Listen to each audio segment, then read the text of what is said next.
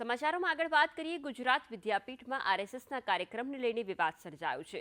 પૂર્વ કુલનાયક સુદર્શન આયંગરનું ચોંકાવનારું નિવેદન પણ સામે આવ્યું। આરએસએસને ગાંધી વિચાર સાથે મેળ નથી તે પ્રકારનું નિવેદન સુદર્શને આપ્યું છે। આયંગર આરએસએસના કાર્યક્રમ અયોગ્ય અને વિવેકહીન છે। અમદાવાદ સ્થિત ગુજરાત વિદ્યાપીઠમાં આરએસએસના કાર્યક્રમને લઈને ચર્ચાઓ ચાલી રહી હતી। ગુજરાત વિદ્યાપીઠમાં કુલનાયક રહી ચૂકેલા સુદર્શન આયંગરે આ તમામની વચ્ચે આ ચોંકાવનારું નિવેદન આપ્યું છે।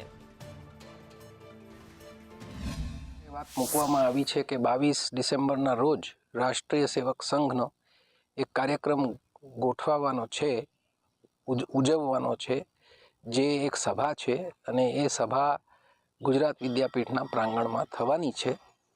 જેની અંદર જે ચર્ચાના મુદ્દા છે એ તો સારા જ હોય, કહેવા મુજબ કે સમરસતા, સ્વદેશી જીવનશૈલી વગેરે વગેરે। પરંતુ સવાલ એ થયો છે કે શું આ ગુજરાત વિદ્યાપીઠ ગાંધીજીની સંસ્થામાં આ થવું જોઈએ, એ યોગ્ય કહેવાય?